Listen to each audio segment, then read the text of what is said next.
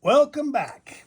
Well, today I've had a lot of requests from customers wanting for me to do a video to show and explain exactly how I make coin cufflinks and how that works. So I thought we would pull back the curtain and I'll show you every detail, walk you all the way through how I make cufflinks.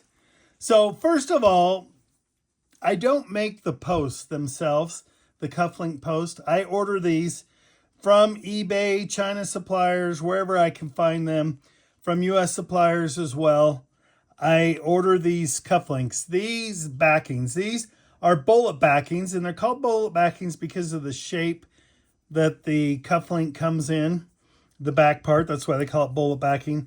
I like these the best because they're the easiest when it comes to come off your shirt, in and out. They're really good. And then what we do on our coins, now we do coin cufflinks from coins all around the world, but some of our most popular ones, this is an order for a Texas coin, Texas state quarter, as you can see it in there. We get these bank rolls of quarters, and sometimes you can buy these off eBay, buy them from coin collectors, stores, and we like to buy the bank rolls because they're brilliant uncirculated, BU. So that means they've never been in circulation in the general public. They've just been in like a bankroll waiting to be opened up and used. So they're in really good shape. Now, sometimes brilliant uncirculated coins, you still get some mint bag marks, they call it. Just when they make these in the mint and they're always pressing these, sometimes they do get scratched or a little ding, but generally they're really good. So today we need to do Texas, so I just pull them off the roll, and these two look very, very good. I mean, they're looking super good, so we're going to use those. So what I do is I put them on the ground here, line them up, because we want them to line up on your shirt, and then we're going to go in and glue them to the back. And literally, I use jeweler's super glue. I know this is kind of scary looking, but it's what I use. Sometimes this tip gets full of glue, so I got to go in there and open that up. And what we do is we're trying to get enough of a connection on there that we can get enough glue for it to dry. So as I squeeze it, you'll see it starting to come out. And I put that on the back. I hope this turns out well. I'm just kind of doing a one shot wonder on here. And then literally I line them up right on George Washington's nose. That's the center part of the cufflink. And then I get some more on here and do the other side. Excuse me. And I line it all up so that they're perfectly straight. Now I'm going to let those dry for just a minute.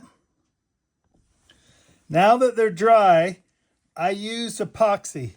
And I have two different kinds, different brands that I use. I really like this particular brand.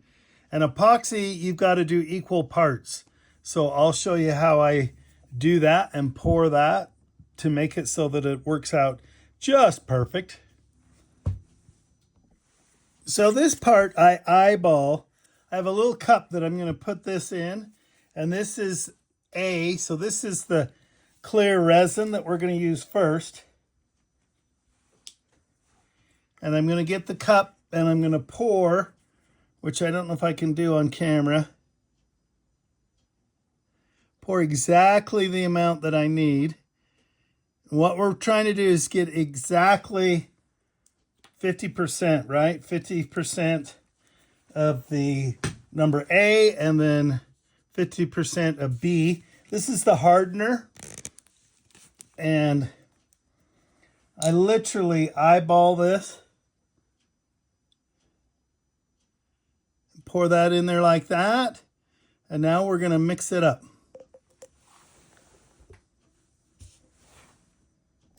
Then I get a mixing stick and literally mix this epoxy up. Now, a lot of epoxy will say you need to sit for 4 or 5 minutes. But this particular brand, I found out that I can really do this pretty quick. What you're trying to do is make sure you don't get any air bubbles.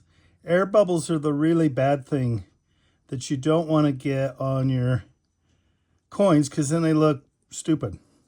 We want them to look good, just like glass or water on there, so that they're beautiful.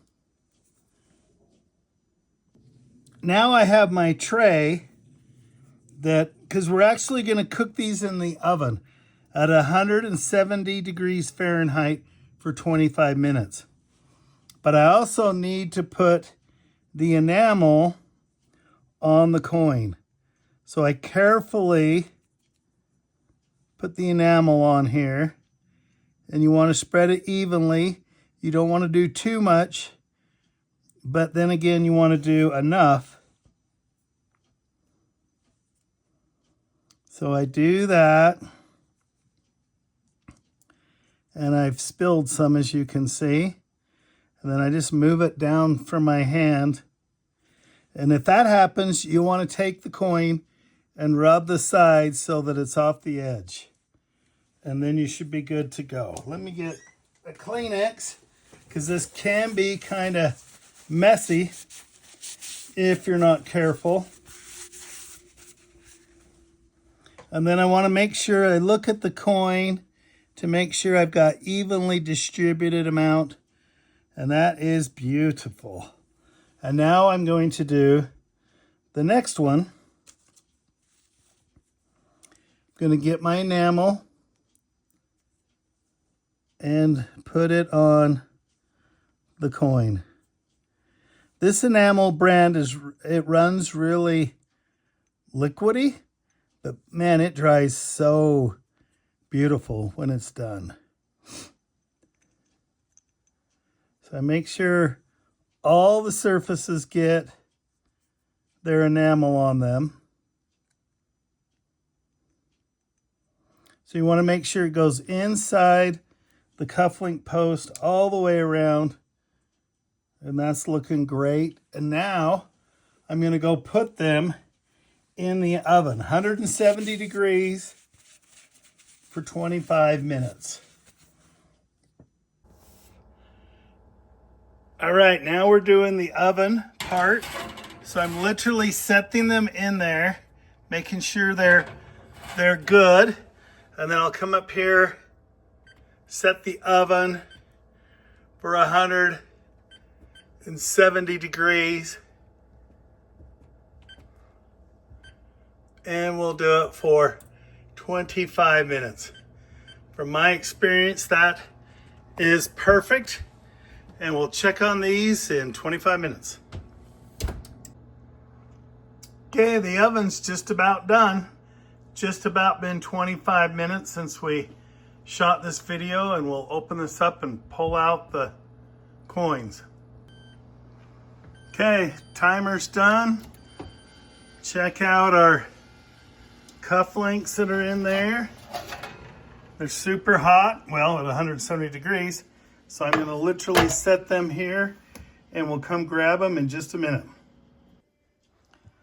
Okay, so they are done. So let's check them out and see how they turned out. Oh, they're beautiful. And look at how beautiful that enamel turned out. Absolutely perfect. And the other one, they look great. So that's how you make coin cufflinks. You can start making your own today. Bullet backing, slides right in the shirt. Pretty awesome stuff. Join us for our other videos. We're going to show you all kinds of cool things about our business and how we do things.